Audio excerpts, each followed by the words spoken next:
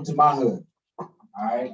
This is a neighborhood that I grew up in, neighborhood where I started getting my first haircut. This shop was next door. This is the neighborhood that I called home throughout my childhood. So welcome. I want to give a big shout out to my brother, Vic, my first barber. And that's why we started here today. I first want to say I'm president of My Turn to Own, but all of this would not be happening without my amazing team. So first, can y'all clap it up for my chief of staff, Alicia Davis, my project manager, Africa Porter. Hey, y'all see how the claps went up? Every time. Please give love to Chrissy Williams, as well as Shanae Mobo, and Chef Lee in the back. I see you, Chef Lee. And also, I don't know where he went, but also my son is in the building, Jalen Green. Y'all clap it up for Jalen. All right, so, but this is what it's about.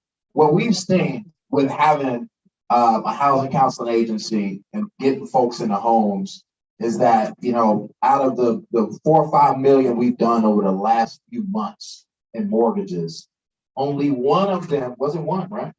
Only one was a male, only one. And so we have seen that, you know, we have our Black women who have always, for decades now, have stepped up and been running the households, buying homes and trying to get to homes. And we know that 70 to 80% of Black households are ran by single mothers. But we also know the problems with that long term. We know what it looks like in our communities right now when it comes to the family structure, when it comes to the break in the communities, and what that trickles down to with a lot of young people being in the streets and a lot of the problems that we're dealing with today. So that's why it's so important today that we talk about the male role, we talk about the male role, and we talk about our commitment, all of our commitment to change going forward so that we can bring up the next generation in a better life. So the question was name, profession, and where you're from, right? All right, so I'm Jamal Green. I'm from Gresham, and I'm president of My Turn to Own. All right. My name is Brother Khalil Lawson. I'm from Inglewood, and I am the CEO of my family-owned business. So I'll back to you. All right. My name is Kurt Gregory. I'm from the Morgan Park area, and I'm an insurance agent.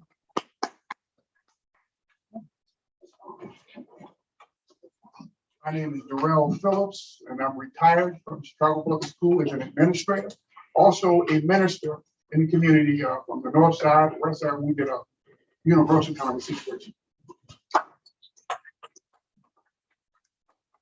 My name is Minister Joshua Hakeem Aten.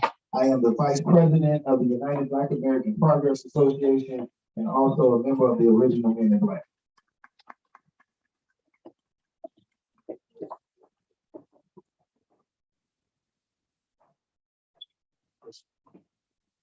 All right. Joseph Williams, Inglewood Community. I don't know. Executive Director of Mr. Dance Fox. Okay.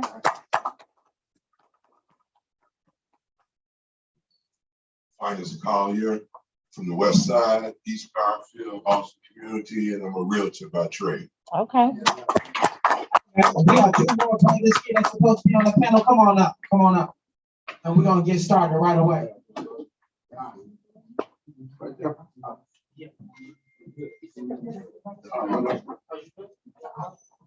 You got no choice. Okay, cool. How y'all doing? I'm Brother Magic. I am a personal trainer. I'm from the Inglewood and Auburn Gresham community. My grandmother's grandfathers have always had businesses over here in the community in Inglewood and Auburn Gresham. So I'm happy to be here. I go by Moo. My name is Samuel Warman. I've been in two communities all my life, South Shore, and now I've been in Roseland. I'm Director of Community Outreach for the Pullman Porter Museum. That's the National A. Philip Randolph Pullman Porter Museum. I'm also the team lead for UK and Riverdale. And I am also the president of Impact Social Solutions.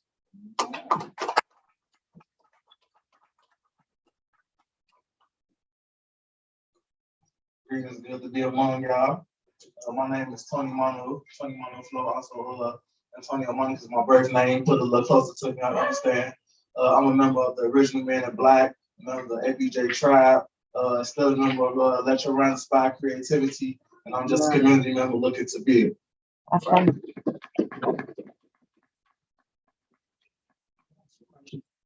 Miss Africa, I'm gonna have you ask some questions and me and you gonna go back and forth. Is that all right? All right, sounds good. You know, what's interesting is today that this is Kingdom, right? This is about our men. Yeah.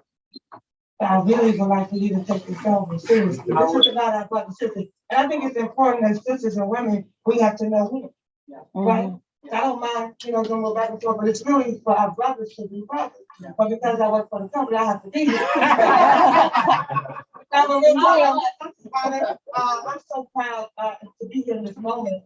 We talked a lot about the problem and what's wrong with us, right? We're not doing that in 2022. We can't afford to, because we have a lot of good in us, right? This young man started this company. I can't wait for him to share with you all how it came about and why. It's so important. We're gonna get right into the questions for today. Good stuff, good stuff. So first question I wanna ask is family. Why does family play such a big part in the Black community? Family. Well, I guess I have to start with that. Seeing as though I'm a father of 10 children, I want to tell you that family is the utmost important thing. Because what we have to understand in our community is that the things that destroyed us, the solution, the number one solution is family. Bringing that Black man back home. He has to be in the home. When men show up, boys pull up their pants. When men show up, boys pull up their pants. And you can't have a community without having ownership. Jamal, I applaud your effort in trying to put us back. Not on the Section 8 voucher, but as an owner. And to sustain that family, you have to have the family business. Entrepreneurship is the new economy. That family has to represent a business. That is the CEO of our family business. So when you do that, it gives you the opportunity, like Jamal said, my son is in the back. The kids at work with you. He's not at home getting into something he ain't supposed to be getting into because he with daddy. Too many of us are on these jobs and we can't be at home and we don't know what's going on and we leave in social media, TV, and everything else to raise our children with us. Think of the impact of how his son is going to grow up, walking around, being around, hearing these conversations, watching his daddy versus being at home on social media, not knowing where his daddy is at, not knowing anything about his daddy because something else raised him beside his daddy. So when you talk about family, it's of the utmost important that you have a family business because it gives you the opportunity to spend the time with your children. To see what's really on their mind. To hear the challenges they're going through and hear how they are facing and being viewed in this world. And it allows you to give them the opportunity to grow because I believe you can't be a man until you see a man. I got my start 2 doors down too, right above Mr. Ford's Barbershop when Vic was cutting hair, 1994. Walking down the street, brother, and I was trying to solicit 2 brothers for some life insurance. I was the insurance man. And they stopped me because there was about 4 or 5 brothers around the corner that was about to jack me. And I didn't know. I'm walking down the street with my briefcase. Ain't got a clue what's around the corner waiting on me. And so that conversation started much like this conversation started. Here I am some 28 years later, doing the same thing that was done for me, where a group of young men saw me, pulled me to the side and say, hey, young girl, let me put a bug in your ear. And that bug in my ear translated into me being here today. So when we talk about family, when we talk about the community, it starts at home. And then those homes gotta come together as a block, and that block gotta come together as a ward, and that ward gotta come together as a city. And we gotta stop this south side, west side stuff, because we all understand. Because we don't have no home ownership. And that just hurt my heart. Brother say, $5 million in home mortgage, and only one of them was a brother. Brothers, we gotta get on our game. We got to get on our game so we can take care of our children, so we can protect our own. Because when you got home ownership, you take better care of the community. You don't walk past paper on your block when you own a home. You don't throw paper on a block when you own a home. When you own a home, you don't just cut your grass, you do the whole block. So with that, I'm gonna pass it to the next person. Good stuff, good stuff. Somebody else take it. Brother said a mountain. The hand that rocks the cradle rules the world. I'm gonna say that one more time. The hand that rocks the cradle rules the world. Now, I'm a former administrator at Chicago Public Schools. I worked in the chief executive office. I worked for Arnie Duncan and Paul Vallis. When I was with Paul Vallis, I was treated like family. I saw a man who looked at me and said, public education is not meant for your people. I said, what do you mean by that? He said, if you repeat it, I'm going to deny it. I said, well, tell it, talk to me. So we are riding in the car and he was explaining that the Jews have Saturday school. It's not culture. You're going to learn about your culture and character. He said, I'm Greek.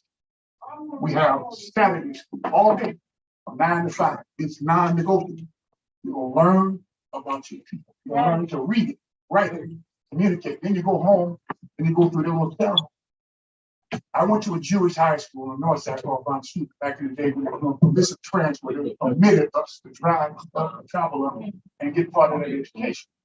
Part of that situation is about how they nurture and groom themselves. They had that bar mitzvah. That means that at the age of 13, you become a man.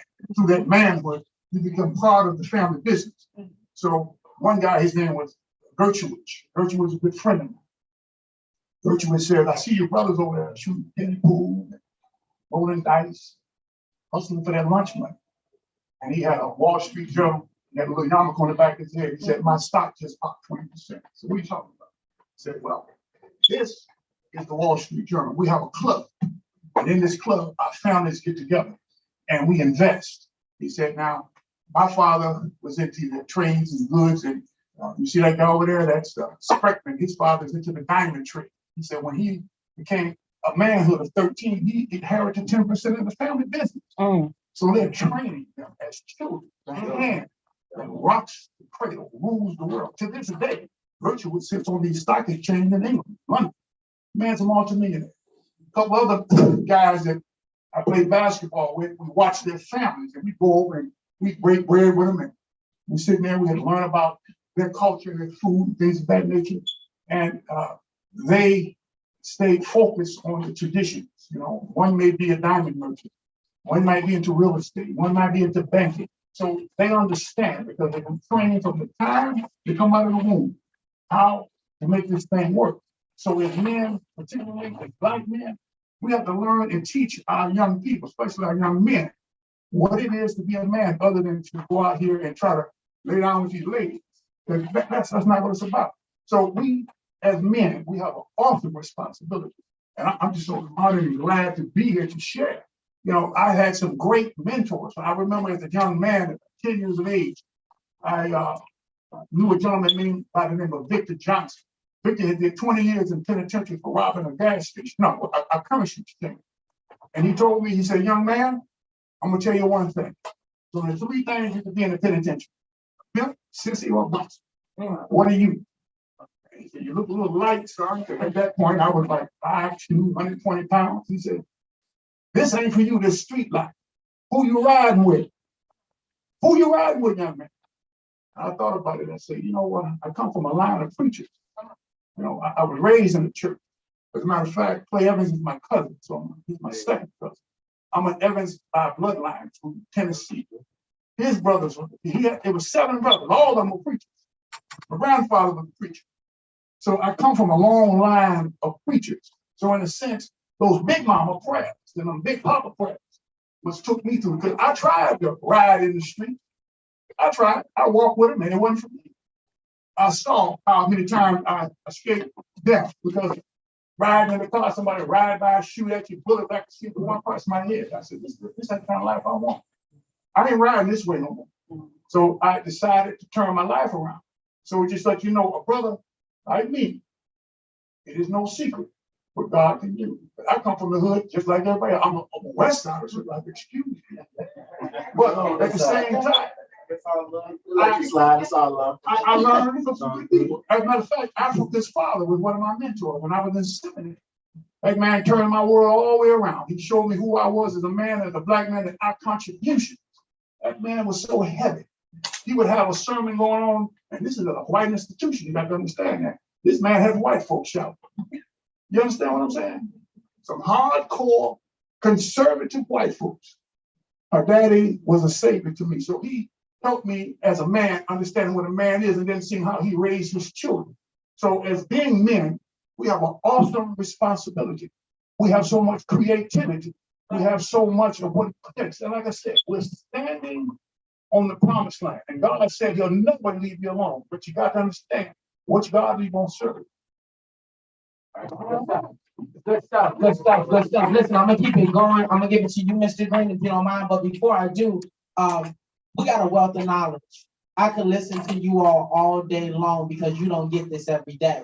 But I do want to say, if we can stay within a 2-minute time restraint for everyone, because we got like about 30 or 45 more minutes and we got a long way to go.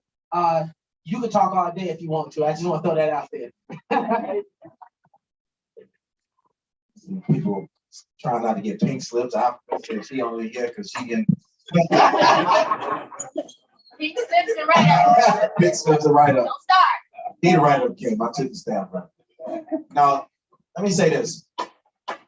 God placed a real heavy hand on my life with giving me 3 boys. 3 boys. And I knew it was so important, like my brother talked about when he talked about entrepreneurship and fatherhood. The most important thing as men that we can do is spend time with our kids. Make sure that we're investing in our children. That is the most important thing that we can do, be an example. And so coming up, I was a person who looked at my mom. My mom was the single mother, but my mom owned her home. She was a single mom. She did everything. But a lot of times the lights weren't on. I'm talking about 76 and a few blocks right around the corner. A lot of time the gas was off, right? A lot of times we had times when we didn't have no food. She was trying to do it all to take care of 3 children. I'm the youngest and the only boy. And so I was the man of the house, my mama. And they better not touch no garbage. They better, I was you got to do everything in the house because you're the only boy. And so I grew up fast, but I understood our responsibility in the communities, men responsibility communities, and how we are to start building legacies and families from looking at how my mother had to struggle on her own to take care of everything. So I became an entrepreneur as a teenager, and I haven't been in my mom's house since I was 15 years old. Now, luckily, I've had successes along the way and had kids. My boy Joseph back there he got a baby on the way. He got on his 6th kid. You said 10. Joseph on his 6th kid, y'all. We got too many kids, y'all. Y'all beat me good. Usually I'm in the room with the most kids. So I'm glad to see y'all got a lot of kids. But it's so important to be in their lives, man, and making sure my boys see me my boys can't go a week without seeing their dad. It just can't happen. It ain't normal for them. I've been in their lives since they were born at birth. I was there. It's not normal for them to not see their dad for a week. They're gonna be like, what's going on? And we need that relationship, but we need to put that fire back in us to understand that we can do anything that we desire to do than just work petty jobs. We have a lot of creativity. We got folks that need to own the manufacturing companies. We got folks that need to own the mass excavation companies, the site utility companies. We do not have Black people, period, and a lot of the different areas that create millions and millions of wealth each and every day. So we got to step up. We got to educate ourselves, educate each other, inspire each other, work together. Say unity, y'all, unity. Work together so that we can all provide the lives that we want to provide for our children and spend the time needed with our children so we ain't breaking our backs all day and away from our kids. We got to step up and stabilize our homes, stabilize the communities, stabilize our future, have something to leave later on. I'm proud to say I'm 26 years old, I bought my first property. I bought a commercial property before I bought a home, but I bought my first home last year, and my kids love it. You know, my kids have their own room, have a place to play, love being with daddy at home. And that is just so important, y'all. We got to bring that back to the community. Thank you. I'm gonna move on to the next one. I gotta move on to the next one.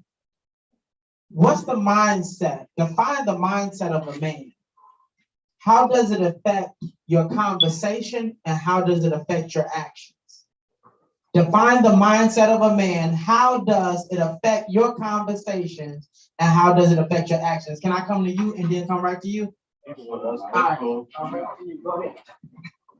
How y'all doing, brothers? My name is Brother Magic. It's important to have a mindset of a man to be stable, humble, consistent. Everything that you want to teach everyone else, you have to be those things. You know, in order for a man to be a family man, you have to have camaraderie amongst each other as men, so you don't hold each other accountable.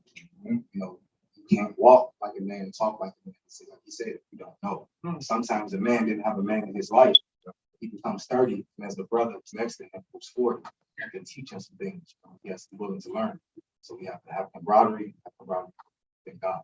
We have to walk and talk with each other and be able to hold him accountable to say, hey, I see that you're doing this with your son. You know, that's not really the right way to teach him. You know, it's an opinion in my sense, but let me give you a little advice. Let me help him. That's how you keep the community together. Now it's the community, because I don't have to be just the father of my child. If I see this young brother walking down the street and need help, you know, we got help. When I was walking down the street around these same streets right here, these brothers will send me home. We see what you're made of. We see that you're not made for these streets. Go home. When we catch you out here again, we're gonna whoop you. Send you home to your mama so she can whoop you. Send you to grandma so she can whoop you, to make sure you're not on the streets. I'm 35 as of last week. I've never been locked up in life. I don't know what handcuffs feel like. So there's also being around brothers like this.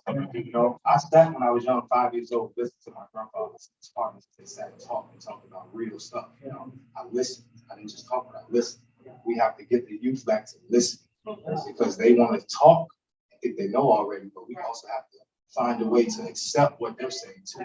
You know, we have to come together and make it where we can listen to them, they can listen to us, and we can have a conversation. Right?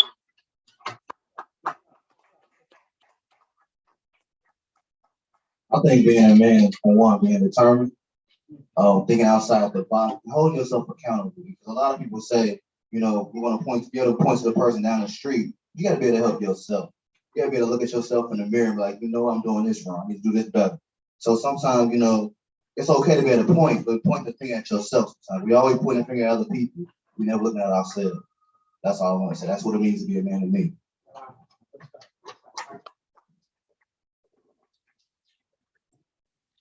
I'll just make it real quick. It's about your morals, your values, and your principles.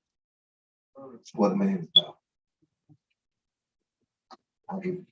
I don't know what anyone has on them that they think that is something that's about. But you may take something as simple as this Washington, that may be valuable to you. But I picked the book. That's value to me. You start with your morals, your values, and your principles. Before I move on, you want more? I'd say one of the most defining characters of manhood is strength. And when I say strength, I mean that in so many capacities, it might be the physical strength that the family might need to feel protected, but it also might mean the strength of patience, because there's also spiritual types of strength. Being able to have restraint and have control over your emotions is also a strength. So I think strength is kind of basically categorized as most of the things and most of the traits you need in manhood, whether that strength be a spiritual strength or whether that strength be a physical strength. I'm gonna move on to this question real quick. One thing that we all have in common is we all identify as a Black man. And internally, we know the struggles and the obstacles that come our way as a Black man. Mr. Green was talking about it as a young age due to systematic oppression, so many different other things, lack of pay. Mama got to run a household out by herself, lights off, gas off. We always find ways to maneuver and make things happen.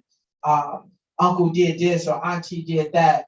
You know, it's so many things that take place in a Black household because of systematic oppression and a number of different other things that has caused trauma. And we all have been traumatized someplace and sometimes, and we're all penalized to a greater degree than someone of another skin color from their trauma. So if it's something that we're affected from, is give them 90 years in jail. But if there's something they're affected from, oh, this is a great study. We got to study and see what's going on with this. It's like the great Paul Mooney said. So my question for all my brothers in here is, how do we heal from our past trauma? Hold on. That's so heavy, I'm gonna jump in now. I'm gonna cry. That's so heavy, I want y'all to be able to think about that, and while you're thinking, we're gonna have one of my sons in the community, Brother Quest, give us a little something. So my name is Quest. I'm a poet. You want me to use my name? Yes, sir. My name is Quest. I'm a poet in the community, Chicago, born and raised. I've been doing community work for quite some time. Also a member of Lyric, that's around Inspired Creativity. I talk about the Black experience a lot. I am Black. It's so many levels to being Black, especially a Black man. And I'm gonna do this piece, and it's called I'm just kidding. I hear the sky ain't the limit. Well, I guess being Black is shoot the blackbirds out the sky and let the ones disguised as doves live. We be crows with clipped wings. What that looks like? A bunch of Black people gathering, poems raised in unison, hands up. Don't shoot's redundant. To me, it looks ridiculous. Them picture shows consent. Tenacity looks submissive like targets. But where's your Black? The last time I ever heard peace was being cradled in my mother's chest until I grew to realize I'm a Black man stuck in a giant hornet's nest. Like a praying mantis, I'm praying, but Black men still get stung. And the last time I ever saw peace was standing by my grandfather's casket, which only told me that's where it's most peace for a Black man. We still asking why the caged birds sing. It's because we bored inside these cages. We might as well tweet. Maybe our hashtags could raise awareness, the rarest. We think we free. So we want peace. We flying flocks with locks attached and whisper, give us free like the Amistad. It's a blood vibe for a Black man when a white man crossed the Red Sea. See, we're all in it together. Birds of the same feather. If you cut, then I bleed, but we still ain't what our brothers keep. All the while, we let them play their history on repeat. And I know you see it, but what you doing different? Be vultures instead of crows and hawks instead of ravens, but they'll hate it. It don't get easier with control. The law is already made men, and we made them. And nowadays, for half the man our ancestors created, but 3/5 of what mastered the debate back then. And they over offices, they be like, where's the competition? Because even they know if this Black melanated skin, nowhere is one without education. Why do you think our civil rights was strong on enforcement? But we still trying to go head on at peace rallies and picnics. The old trick is we still get lynched. Another man, mentally twisted, sadistic, see the carnage is nostalgic. If you find you'll see dreams of our future planted in casket. Now tell me, when did roses start growing from boxes with a death wish? And rosary on tombstones is the only time that roses that grew from concrete is respected.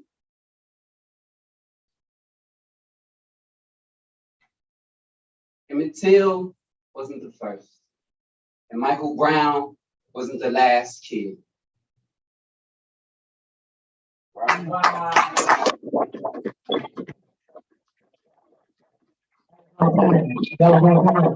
The reason why I was on time is because the trauma is, that was great, man. That was beautiful. It was really beautiful. The trauma is so great that even when I was watching a movie, it's called Slim. Anybody see that movie about the man and a woman and they were, made a mistake and, they was defending themselves and shocked the cops and now they want to run. But in all actuality, they were innocent. It's the Queen of Slim. I'm sorry about that. Queen of Slim. Do you know that I went home that night and I woke up from a nightmare because it was just that realistic. We looking at it like it's a movie, but that's the everyday life for a Black man in America. Something so small could change your life forever. And before you even get to court, you guilty. What this young man said right here, and it really hit my heart, this man said, I don't even know what cuffs feel like. When did that become a norm in our community? Because now it's a thing of, if you don't have cuffs on you, you ain't cool. If you ain't in a jail cell, you ain't cool. If you ain't rats and roaches, you ain't cool. No, going to school, you ain't cool. So that's my question. There's so much trauma that we're dealing with, and we started off talking about the Black family. And what happens is we as men catch the trauma and we take it home our way. We take it. I live downtown, but I remember being like Southside Chicago. I grew up in 10417 South Everhart. Black folks always got to say the whole address. Just to let you know it's official. But the point I'm making is, living downtown, you see the dogs are extra friendly. This gonna sound crazy. The dogs are extra friendly. But when I go to the hood, the dogs are extra angry. And the crazy part when I was sitting there thinking about it is the trauma from the owner transitions even to the dog.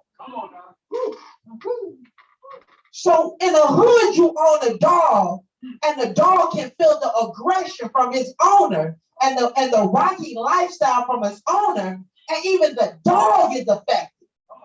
What you think we doing to our kids? What you think we doing to our woman? I might have to write that. You know what I'm saying? But justice. So this is my question, because if we don't find a way to heal our trauma, we're going to continue traumatizing everybody else in our homes and also our community. So back to the question, how do we heal the trauma? Well, one of the things that we have to do is to heal the trauma. When I met Minister Rahim, the founder of the Temple Mercy Association, right here on this corner of 76 and Halsted, I came with a bunch of trauma. And as men, we gotta not necessarily tell the children how much we know until we show them how much we care. Because it was through that care that broke my defenses down and allowed me to accept him introducing me to Dr. Hattie Walsh to deal with my trauma, to introduce me to Dr. Les Illich to help me deal with my aggression. Because I wanted to fight the world. Because I felt like the world was disrespectful. The world didn't care about me. I remember the first time I got shot at was walking right past 78th and Halsted because I had a red and black jogging suit on. And this GD's over here. So this corner and this area is just so vivid for me. And I remember running and getting to the park on 74th and Normal, running through Ogden Park over there, not Ogden Park, but Hamilton Park. And I can remember the bullets flying past my head and my friends leaving me. And I said, man, wait, y'all leaving me. And when the bullet flew past my head, all of a sudden, something made me fly past the rest of them. And I didn't stop running until I got all the way back to 78th and Bishop. So that trauma has to be addressed. And we as Black men have to stop being so anti-therapists. We need therapy. And until we get therapy, we're not gonna see the value of therapy for nobody else. We're not gonna want to send our woman in therapy. I'm telling people right now, I'm telling my young people, man, my daughters and my sons, look, before you even think about a relationship, the first date need to be at the therapist office. So you can find out what trauma that person got, so you can know what you're getting into. It's that deep.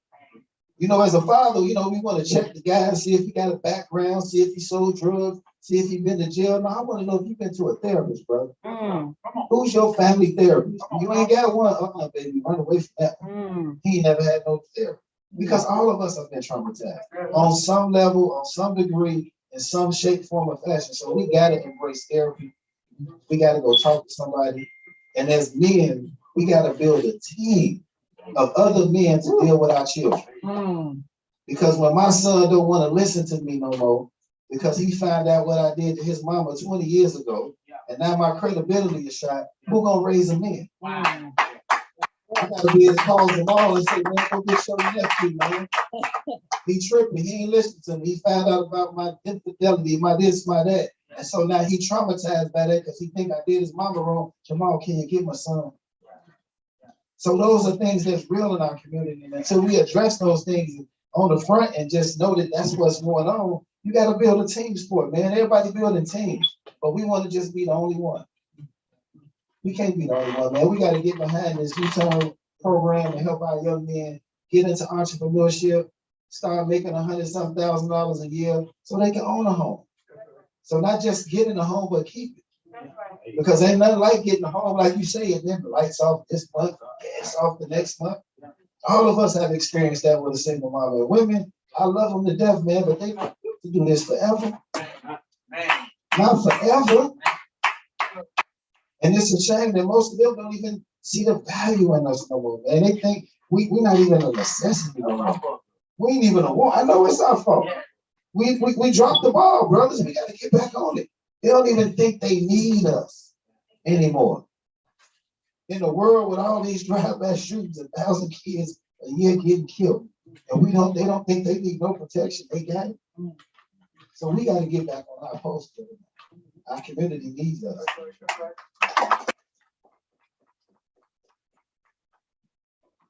Hey, that touched home so much when we talk about this. This is really a deep topic and a piece that we really got to understand.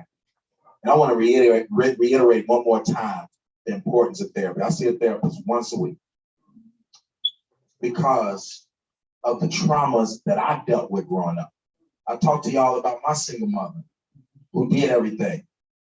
But if y'all understand that image of my mom always working and always working doubles, and that means that she's not there with her kids. So not only do I not have a male in the household, but I also don't have my mama. You understand? Mama working too much. So when I'm going through stuff, mama ain't there to talk to. When I'm going through trauma, you talked about getting shot at, right? I was on the next block on Union. When I saw 4 people were shot, and I'm sitting behind a bush, I luckily had just walked across the street, because if I'd have stayed on that street, I'd have been shot. So I walked across the street, they started shooting, I turned around, stood behind a bush, and just watched them all be shot. So now, with the experiences that we're dealing with growing up, somebody got to be there for us. You talk about therapy, we got to talk about brotherhood. We got to talk about us coming together and being able to have conversations like this and talk about the things that really bother us. Because if we don't have that, when you get in relationships, I've been in relationships and brought my trauma into relationships. It's going to happen. Same as with them. It's going to happen. Me wanting for mama more than growing up, she going to get that. Because now I want it from you. And it is not okay to inflict our traumas in our relationships. So we have to deal with them. We have to deal with them. Seek therapy. We need mentors. Everybody in here should be mentoring you. I'm mentoring you. My young kids that I done mentor that have now got 18, they all call me for advice. One of them called me for advice today, man. I love this girl. He done fell in love with my other mentee. They both met as my mentees 5-6 years ago and been in love since. And they call for advice. You know, we have to be able to be there and mentor and form that brotherhood and have therapy, deal with our traumas. It's okay that you have emotions. See, we in the societal norms. We're trying to live in a societal, oh, you a man, you can do it. It's all still in you. And it's okay that you are dealing with whatever you're dealing with. It's okay to be vulnerable with somebody. It's okay. And as men, we got to understand that. All right. Thank you, Mr. Green. We're gonna take 2 more, and then I gotta move on to the next. I'm gonna get this young man, I'm gonna close with you. Is that cool? Go ahead. So I think to fix trauma, it's a theory that I live by. It's consideration. Consideration, I think the whole entire world lacks, because one of the reasons why we at war is because we lack consideration. As Black men in the community, as well as the Black diaspora, I think if we had consideration more often, we can consider or respect someone else's ignorance, which is how I move in life. We can respect someone's ignorance. That means we are considering that they don't know better, which means we can deal with the situation a better way. I think having emotional intelligence is very important, because what that does is it teaches love, and through teaching love, it shows a sense of caring. And if you care, you fix the traumas that's there. It's so many traumas and so many levels of a particular trauma that we go through, and nobody's really considering that, oh, he's out here doing X, Y, Z because of, so let me consider how to engage with this individual. Like, there's no consideration, like, in any way. And I think that's very important to consider, because if you can consider this brother or consider this woman, you're teaching them to love, and in teaching them to love, you are now showing them how to care. If you show them how to care, we now are building or fixing the traumas that all of us are literally going through. Reflection is another thing. I have to reflect on myself a lot, because I've been hurt and I don't want to hurt. So it's like, if you can reflect enough to consider yourself, then you can consider that the other individual. I think that's a very important thing to fix trauma. I wrote one more thing down.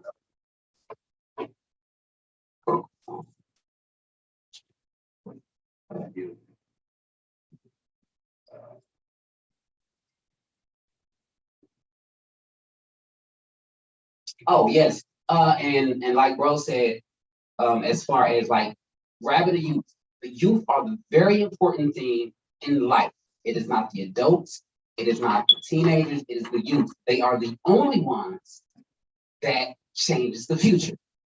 We are just present, we're here.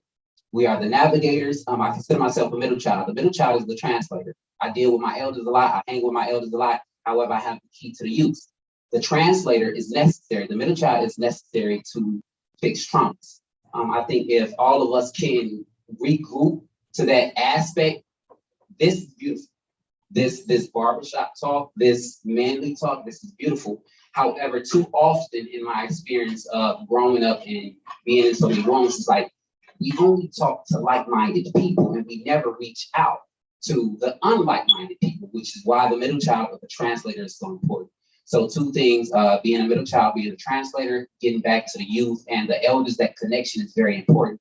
And also being considerate of everything. I think that basically comes with Try to move real quick. But like you said about those therapists, I had a situation. Like when you come from the streets, you're already catching trauma that you don't even realize you catch. Yeah. You don't even know it. Yeah. Because it's normal. The group that you're in is normal, so you don't even know it. And I pretty much did anything in the streets you can think of. Pretty much did everything except for die. And in 2015, that almost happened. I got a bullet in my head right now. It's right here. Stayed there for 7 things. When I was able to get back on my feet, I was ever since. I call what they call a blessing. The bone in your head, the temple bone. Broke the bullet, shot it around my head. So I've been seeing one. I didn't even know how much stuff was really going on in my brain. I didn't know. They started asking me all kind of questions. I didn't know I was dealing with something. My mother died from AIDS. My father OD. I didn't even know it was there until I slowed down. So like they say, you can't see the forest for the trees. I was 100 miles of running. I didn't even know what was going on in my own brain, but it was in the back. It was just sitting there. And that's what get us to that part. I know we all got it. We come from it. I know we all got that. Fuck it. We all got that. We get to some point, a fork in the road, and we don't know. We go straight. Fuck it. And that's what was happening to me. And I never knew. And the more I talked to a therapist, the more I started finding out what was going on in my brain when I was asleep, when I was daydreaming, what really was going on. My brain, it was stuff in the back running me. I didn't even know it. It's times I didn't have like a breakdown, as far as a little breakdown.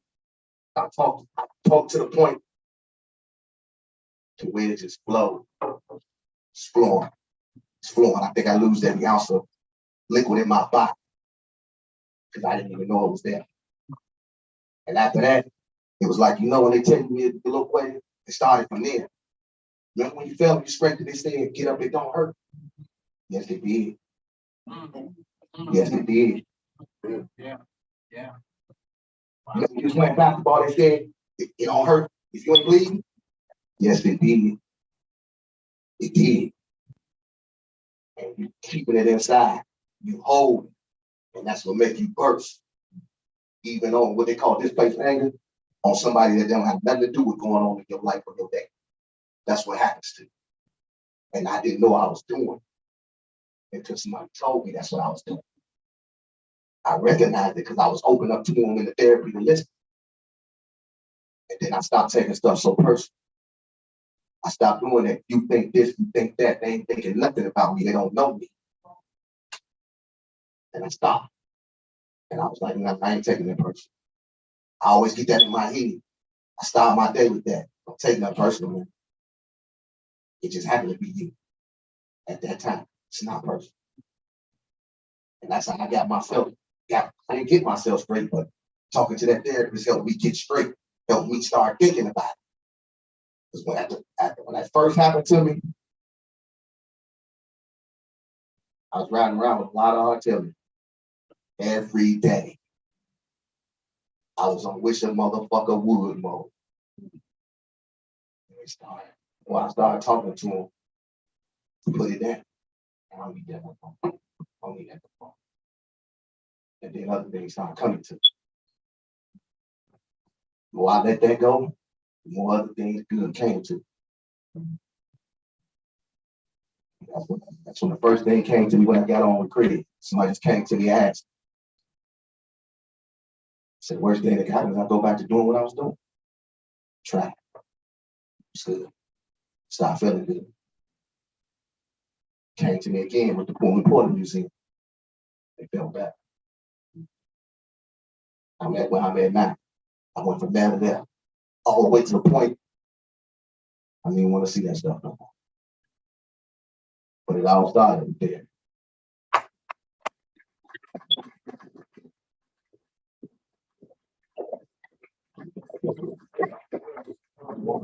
Yeah, right. Yeah, that's my blood, right? Yeah. Hey, you know what? I'm sure. Listen, King, go ahead with your bad self. Let me, young brother, and then we're gonna change the topic. Is that all right? Go ahead. If you feel it, Well, the next one is up to you. What's the next? What's the next one? Because this is one of our young people, you just talk about what you feel like talking about.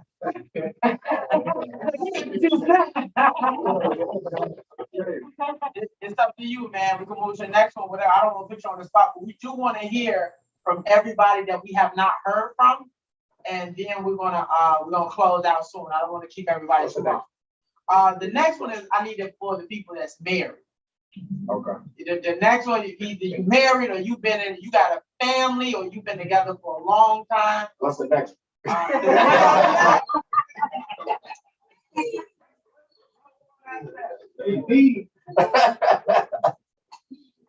What resources can you share for young men to learn about or partake in? Like real organizations you can direct me to right now. So we're gonna close it with that one, if that's all right.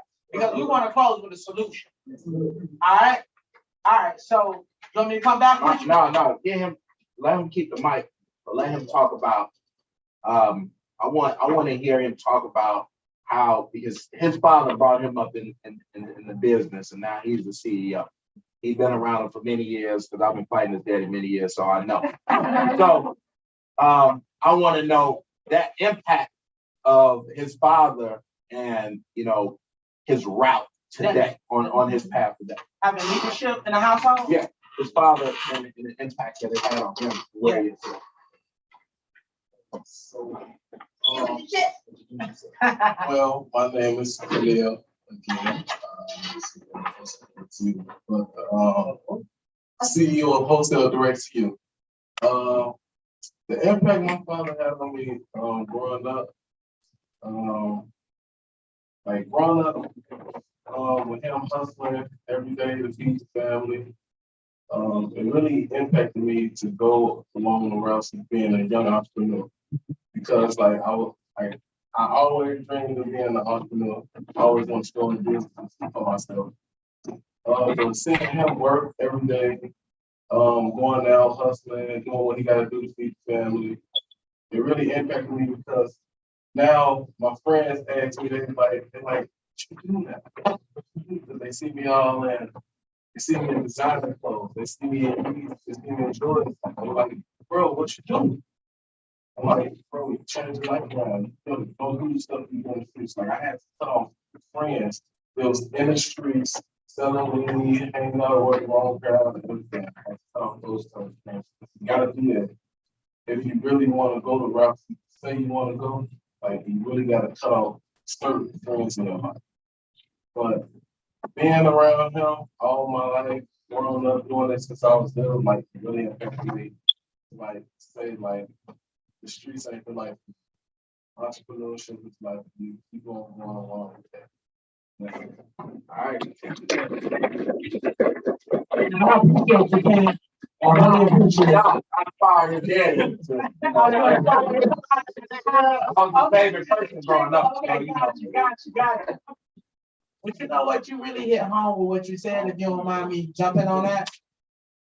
You really have to, my brother's 60, my oldest brother's 60, and he hit hard, meaning some things that he relay or give to his children, it's not like, let me package it up nice for you, let me this, that, and the other. So growing up under my brother, I was like, his son more than anything. The point that I'm making is now he got a son that's 20-something years old. And some information, I'll be like, yo, Donna Michi, I need you to talk to my son about this, that, and the other. But we built such a strong relationship that he know I ain't gonna guide him wrong. So it's super important to build relationships and have that brotherhood, where it will be times as a man where, I can't talk to my son right now, not meaning I can't talk to him, but right now it'll be better coming from you than it would be coming from me. And it'll be best if you said it than somebody pulling the wrong way in the street. So that's a great tool for me. Now, raise your hand if you've been married. This question is for you. Is gender roles needed in the Black household? Now, hold on, I gotta get a little backdrop because we got one wife in the room with him too. So, some things need to stay in, Don't nobody get in trouble with him. Okay, that's a long drive home. In the community that we live in today, I was talking to someone about gender roles. Well, I was talking to somebody, I forgot who it was. Like, we can't even talk about gender roles anymore because you got to first spend an hour talking about gender. Because in today's society, you are what you feel like you are. If you feel like you a woman today, my what they call it, she, her, no disrespect. I don't yeah. That's her pronoun. You know what I'm saying? That's his or her pronoun. That's something I just learned. So the point that I'm making is I understand the agenda of saying respect everybody. I get that and I respect it. But with it coming into the school system at such a young age, there's no more gender roles where the man is supposed to do this or the woman is supposed to do this. Now I feel like it's a free-for-all. And so that's my question. Let's speak and let's talk about it on a mature level where we can educate each other at the same time. Is gender roles important in the Black household? Go ahead. You know, this is one of those subjects I'm very, very, very passionate about. We have lost our mind. I wasn't raised by my father. My father was not in my life. My father, I got a stepfather at 15 that I rejected, didn't accept him until I turned 21. So a man didn't raise me. I met Minister Raheem at 21. I'm grandma's baby. Everything I know came from sitting under grandma. And people tell me I'm a male chauvinist. How? Didn't no man teach me nothing. Grandmama told me. I watched the roles be played in the household. I know the benefits of it. What happened was we were so disciplined and well trained that we despised the training. We despised the discipline. I'm not going to do that to my kids when I grow up. I don't like the way they made me go to church every Sunday. I don't like being in church 5 days a week. I'm going to let my kids pick what they want to eat. We're not going to eat at the garden in the backyard. We're going to put a basketball ring back there for that garden. And everybody's sitting out. Yeah, it's supposed to be gender roles. Women have taken the role of cooking and made it like it's some domesticated slave job. It is the number one most important thing to our survival. It's called yo. Men, we got men that don't even go to the doctor. You want us cooking? We don't even take care of our health. We'll sit there and be cancer 10 years and don't know it till the last door of it. And we finally, on our deathbed, now we accept the fact we don't need to be in the kitchen cooking. That ain't our mindset. We think differently. We wired differently. The whole family will be sick. You want your family well, you better be in charge of what they eat. You better stop letting your children go to school on blue juice and flaming hot and fix them some doggone oatmeal and put some turmeric in it and some ginger and some garlic so they can fight this doggone coronavirus. Y'all want to leave that up to us? I just want to know, women, y'all tell me, talk back to me. Y'all want to leave that up to the man. We ain't that responsible in that area. We don't have that type of care. It's some of us that do, but the overwhelming majority of us don't. See, and as men, we got to start accepting the fact that a man got to do what a man got to do for a woman to do what she got to do. We got to bring in the money. That's why you got to have a family business. So you can afford her the opportunity to be her. I'm not the one when the kids come home from school and they had a bad day. I'm not the one that they need to talk to because I got the same trauma he was talking about. I'm going to tell a man, go hit that nigga in the eye. He touched you, you don't let no man hit you, you hit him back. I don't care if you get suspended or not. Let me go into the school. I'm one of them crazy parents. He needs to talk to his mom.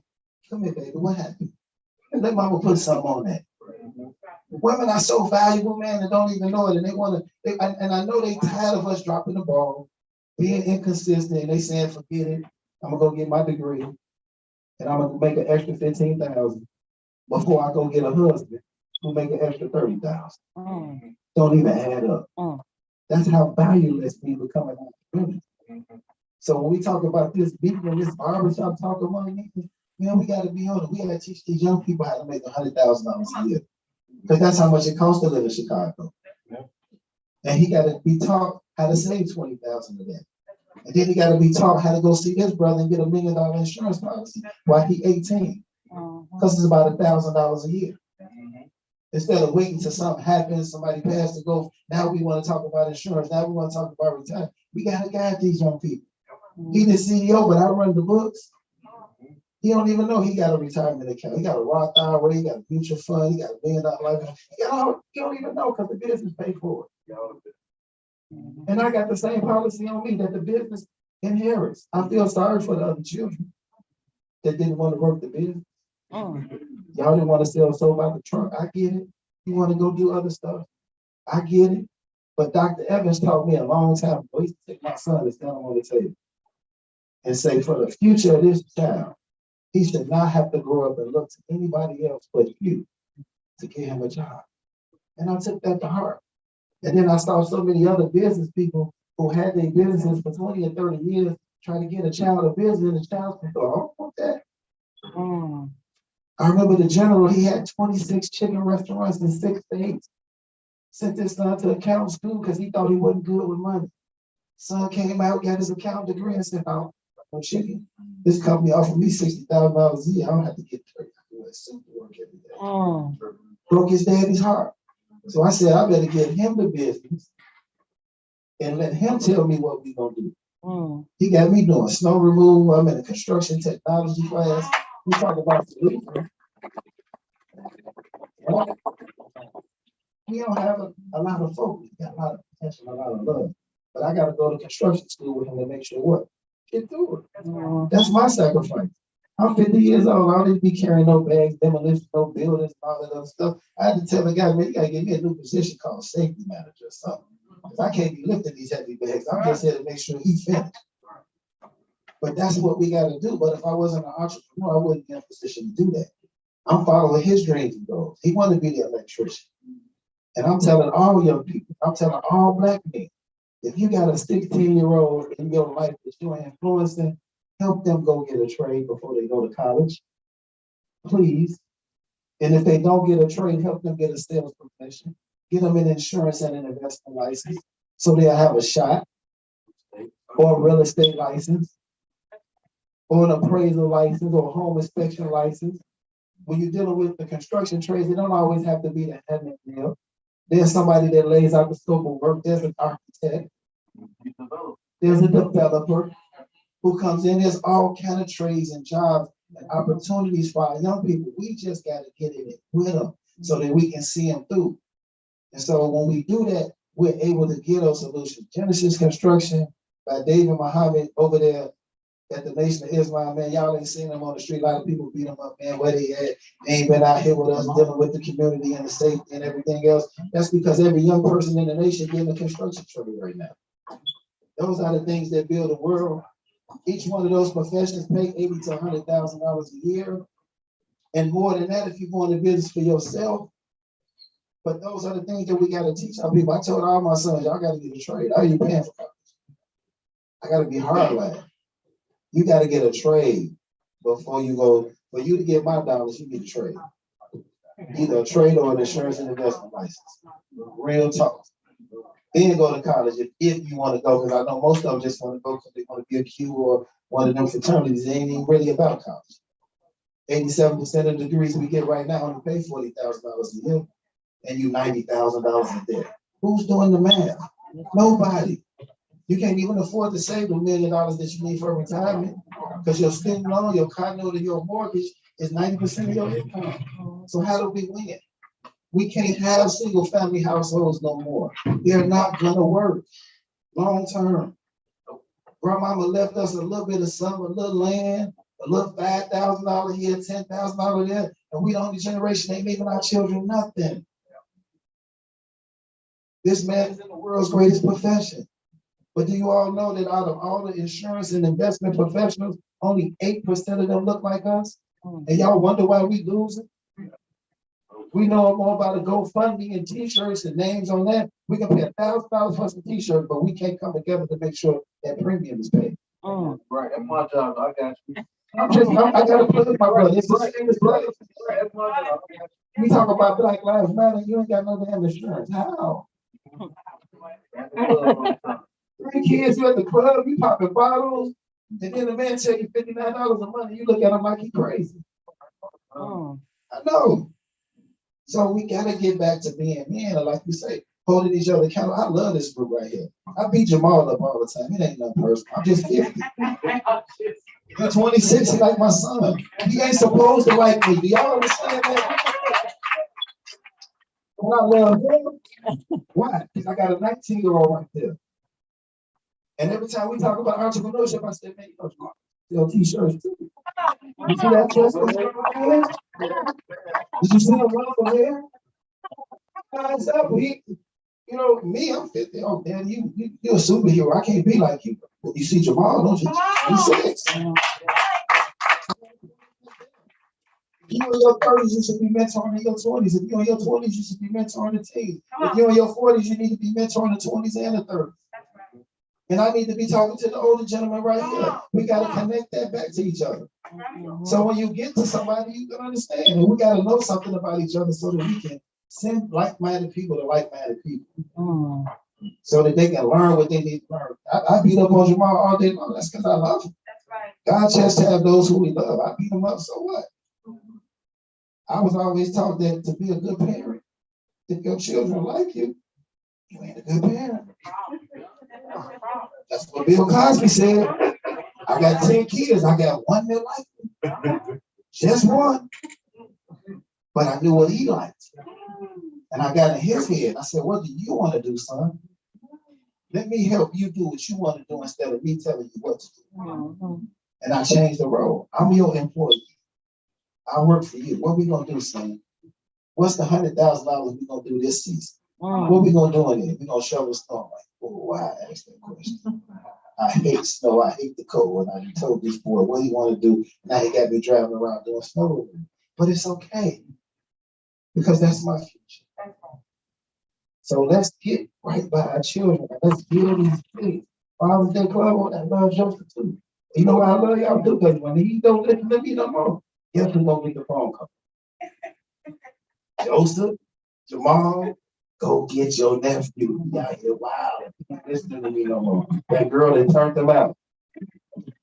Africa, go get her. Y'all go get him. And as a community, y'all, I'm being funny, but real talk, that's how it works. I call Africa all the time. Africa just ain't listening to me. I don't know what I did to her. I thought I was the love of her life. She won't even return my phone call. I'm over here crying. Can you go talk to my baby and see what's going on? I can do that for everybody. But you gotta have an Africa in the community. Yes. Now, sisters gotta start thinking like that. What brother said about being considerate and knowing that maybe this person just don't know. You know, we say it all the time. Common sense tell you not to do that. I never forget the minister told his daughter that she had done something at school, and I was at the house. He was getting on me about something. She came in the door, so he was already on 10, and she had got suspended. And he said, "Did common sense tell you don't do nothing like that?" And then she just looked up at him and she said, "But I didn't hear him." He said, "Well, just go to your room until I feel like talking to you." And we just fell out laughing because she was dead serious. She ain't him. So ignorance in our community is at an all-time high. Children just don't know. We gotta embrace them. If your children got friends, then your kids too. Y'all hear me? Yeah. If your children got friends, then your children's friends are your children too. That's how I grew up. I had a whole bunch of mamas on our block getting on me. Miss Wilburn, Miss Jefferson, Miss Golden, Miss Davis, Miss Portis. You know, Alma, he wasn't doing what he was supposed to do. At least then, when my mom was a single parent, the rest of the community cared. I feel sorry for the single parent today because everybody's scared of the kids. Nobody want to come to the school. Nobody want to break up the fight. Oh, I might get hurt. Oh, I'm not going to go out there as a teacher. I might get into it and then I lose my job. We scared of our own children. Y'all ain't got no influence in the school over the kids to be able to say, come on, go do that. Come on, let's go get something to eat from McDonald's. If you there with them 8 hours a day and you can't stop fighting, but you want us, the community activists, to come up there and the police to come up there and the safe passage people to come up there, everybody to come up there with you with them 8 hours a day and you ain't have no relationship with them. Miss Jackson knew how to stop me from fighting every day. It was called a paddle. It was some love. Thank you so much. Thank you so much. Thank you so much. Give a hand a round of applause. That's all. Here's the listen.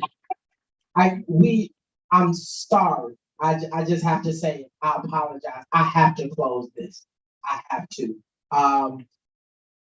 What we left off, it was the gender roles and the solutions. I'm going to give it to Mr. Green. Mr. Green, you gotta close us out because we gotta get out of here.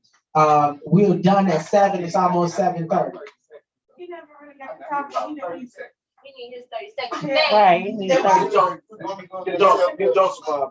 Listen, can you give me 30 seconds and you give me 30 seconds because he was actually next. Give me 30 seconds and I will give him 30 seconds. Go ahead. All right, so we speaking on gender roles. Me personally, I don't think gender roles are necessary. I think gender roles came at a point in time where equality was not there. We are now past that time. Back then, it was a point where a man had to go out and do a certain thing or had the right to go out and do certain things where women was not. Me personally, I think that we are all able in a certain sense, and I think gender roles separates the household and it doesn't allow conversation. If you're in a household, you see someone close, you should kind of just do it. I'm gonna do it because I love you. You're gonna do it because you love me. I don't think that's a gender role thing. So me personally, I don't think gender roles should be like that. Gotcha. We gotta come right here. We gotta come right here. Hold on. I got another one. And then All right, they're racing now. Listen, I just want to say we need to take care of the youth and the youth first. Right now, all the society, they cut black men off at the knees. They get us early. They let everybody else do their bidding until they're old, and then we take care of them then. Gender roles in the house. Men need to be in the house. Men need to be taking the kids to school. They need to own the business. We need to be strict. As black men in here, listen to everybody today, we are the most endangered species around. 75 to 80% of all homicides of black male is on the other side. We must work to hold our families in place. We must get in our schools and get with our kids. If it's just real men read in schools, but we must take care of each other because we are the ones that everybody look young to old, but we must take care of our youth. We must get into schools, and it's just us.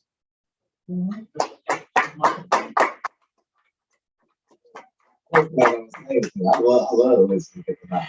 And if it's not real, it's gonna be Mr. Dad's Pop. Again, Joseph Williams, and I'm not gonna answer the question at the city, but I love to hear about children and family. And I'll say that family is the key to any black man's success. And we have to definitely encourage family and promote that as much as we can. It is extremely important. I say that we may think at times that our children need us, but we really need them.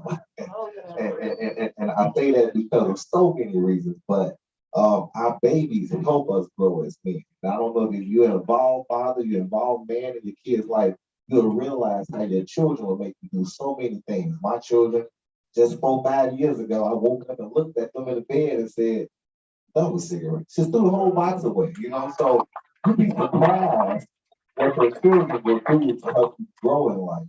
I just appreciate my family so much because they help me become a better man. But I think family is the key to anyone's success. And I really want to just leave it at that right there.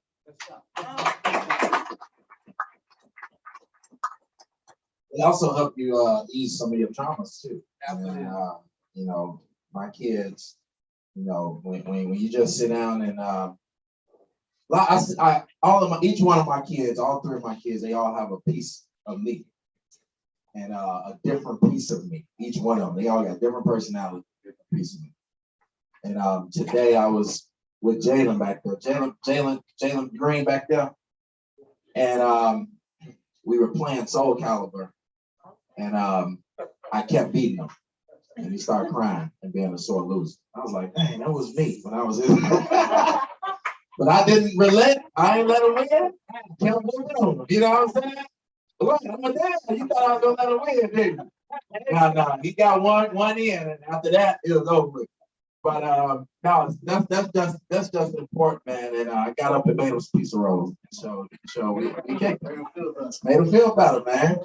Everything was back to normal. But let me say this, y'all. Let's talk about solutions, man, before we get out of here. And let me also say, I know my boy Al's next door. Al and Neil have been in the community for about 50 years.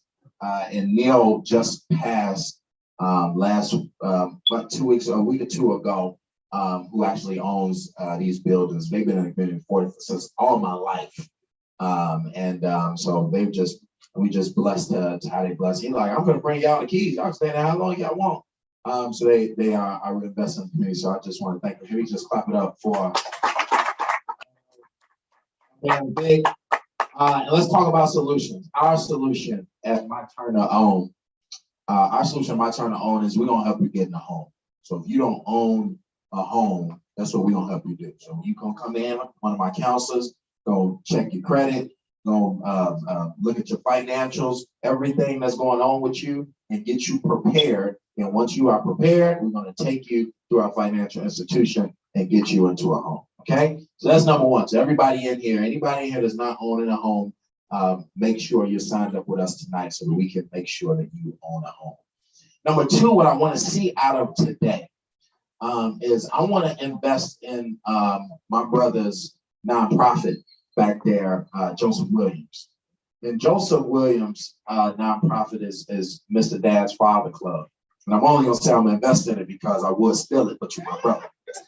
And no, but what I want to see going forward is us starting to group together and come together, have conversations, bring our kids, have outings, our own coach buses. We go somewhere, bring the kids, and you know what I'm saying, and really start building that camaraderie that we need. And that's what I want to see. So I want to work with Joseph on that and everybody in here to just come together and start just hanging out, you know, whether it's once a month or twice a month on a Saturday, like, oh man, hey, this the dad's day, grab your kids, or some days no kids. We all just hanging out as men, having conversations, being able to talk about, hey, yeah, my wife or my girl or whatever the case is. So we all got a shoulder to lean on, okay? So I want to see more of that, and we're going to set that up. So Joseph, that's on our agenda, okay? So those are my, and my third solution is we do entrepreneurs as well. So if you're an entrepreneur,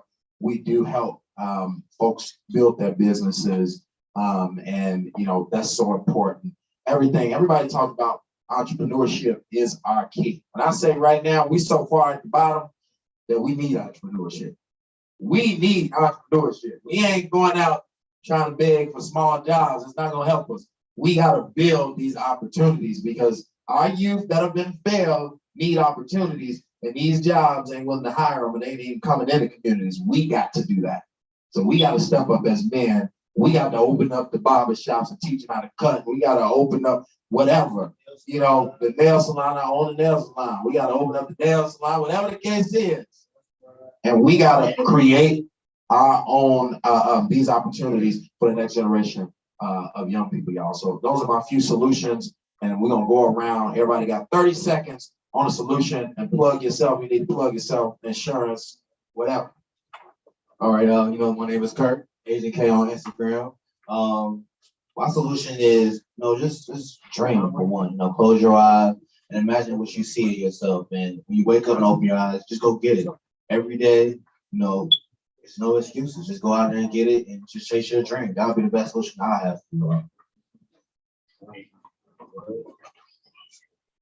Reverend Phillips, I just want to say it's just a joy and a pleasure just to be here. You know, on the right track. This energy in here, I look around the room, I see all of this knowledge and wisdom. I think it's about 1,000 years of collective knowledge and wisdom, all of you shared today. And if we can continue to do what we're doing, but we're going to be okay, because one person says the youth, you got to start at the young age before they become weeds. We catch them in 3rd, 4th grade, but those are the stay-nine years. Those are the growth years. That's when they become creative and imaginative. So we have to catch these young brothers in the 3rd grade before they get influenced by the crazy stuff out in the street. So we stay on this, stay focused, and it's a joy and a pleasure just to be among you. Just thank you. That'll be one of our goals on out. We got to bring a nephew, a cousin, or somebody up, grab them. They on the album with us, you know? All right, again, my name is Brother Magic. I am a personal trainer and health coach. You can catch me on Instagram at Magic HRDWRK. That's Magic Hard Work with no vowels. Oh yeah, got to. You know, it's important that we teach our youth and our families about health. One of the things that hurts our Black communities is obesity. There you go. You know, we save our children by, hey, I'm taking you to McDonald's to get you a cheeseburger. Why not go home and get that child something? You got a fresh one instead of taking them to McDonald's or Burger King, because those things, when they get older, they start eating those things and be unhealthy. It's bad for us. How can we be ready for war? We need ready physically. You know, how can we be ready as a whole and not be ready physically? You know, it's mind, body, and soul.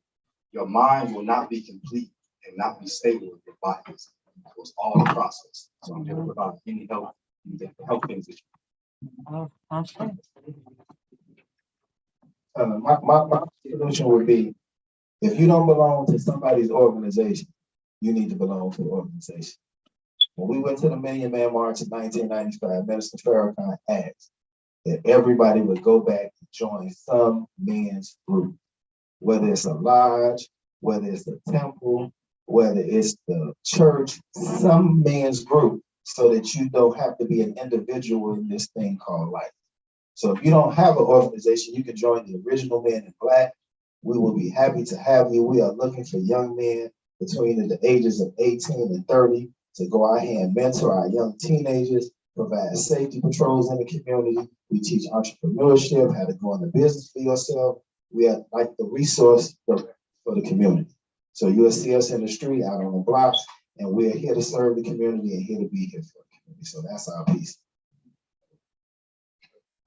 Let's get to right to the solutions, man. You get go to these different neighborhoods: Bricktown, Chinatown, Ukraine Village, Little Italy, Humble Palm. You want to see what it's supposed to look like? What your neighborhood supposed to look like? That your people taking care of your people.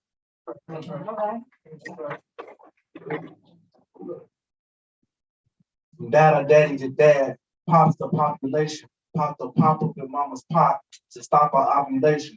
Thank you for not running when you knew I was coming. My mother was a good woman, but a father she wasn't. I mean, you never took us fishing, that just wasn't our thing. At least not for fish, but to pretty women we sing, hello. Yeah, me and my brothers, you taught us pickup lines that you probably used on our mothers. One with you, another, and another on child support. Thank you for your child support. Never asked mama to abort. Never together, but y'all work together to make it better.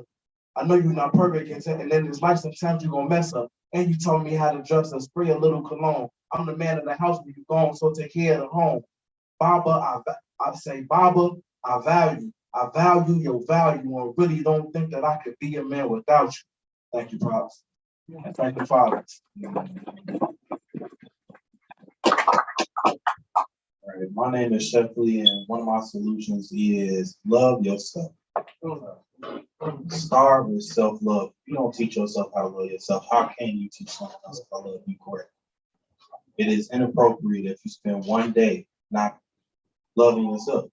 Teaching yourself what makes you better. Whatever is good for your health, but it becomes spiritual, physical, the way you eat and how you eat, the moderation of it is necessary. So please love yourself. I just want to say I'm glad that we're all together. I think we always losing so many people in the community. We have a lot of intellectual property still in the community, and we got to keep it. Too many of our good people are just up and leaving for better opportunities. I'm glad to know that you guys are always there, and I think that's going to be our solution. Keep our intellectual property right here. There you go. Solutions, consideration, that goes very, very far. Say that again, learn how to consider the next man, the next woman, and don't act like you don't know how to love. If you act like you don't know how to love, then you're gonna show something other than. If you act like you know how to love yourself, you act like you know how to love, if you know that you know you want love, you're gonna get it out. So that's the solution.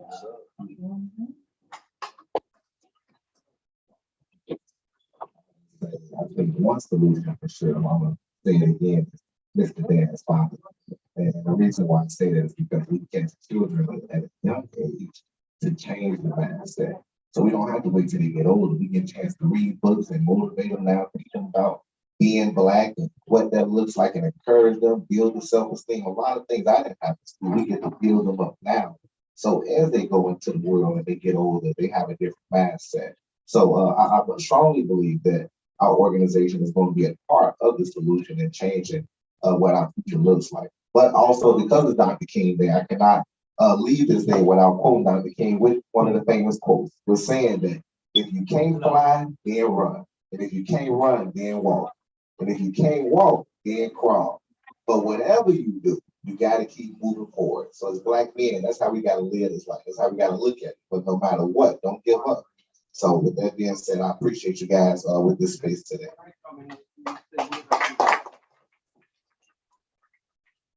Yeah, but solution I think is we all need therapists. Everybody's here. Talking to someone is very important. Getting your emotions out is very important. That's what I think that solution is.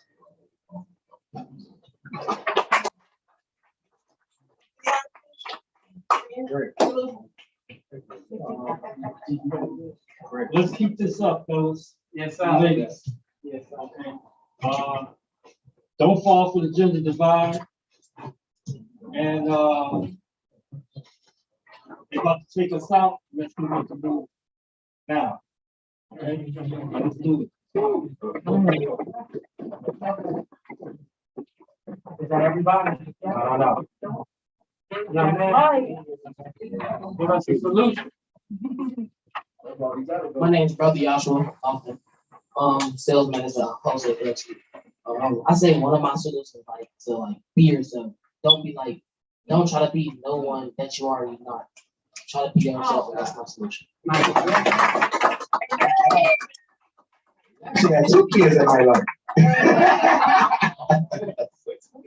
Right. All right, so we heard the solutions. What we're gonna do, we want to take a group picture. Want to make sure that we have everybody information up in here. So make sure, don't leave it out, giving us your information. We're doing a barbershop tour once a week, recruit band. It's gonna get bigger. We're gonna start doing outings, and we're gonna start trolling some of these high schools as well. We're gonna take this to another level. So we're gonna make sure everybody got the resources that they need to own a home, own a business. Jalen, come here, Jalen. And that's what it is. Yeah, and we want to know that we can call on you to show up, going forward. All right. Thank you, everybody, for being here. My name's Jamie. There we go. Jamie Creed. All right, yeah. All right. So this is, if y'all see me, out being, would be the mayor in 20, 30 years, y'all. All right. So let's do it. Let's do it together, y'all. Shout out to our queens that's held us down, and they're all of our queens, y'all. Y'all clap it up.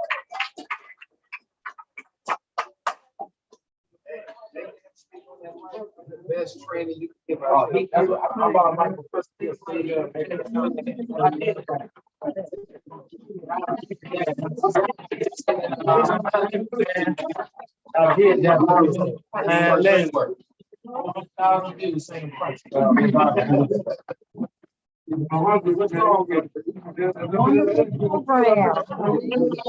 Thank y'all for coming. We appreciate y'all. Peace and love. I see y'all, family. My turn to own. Saturday and Martin. See y'all. See y'all tomorrow.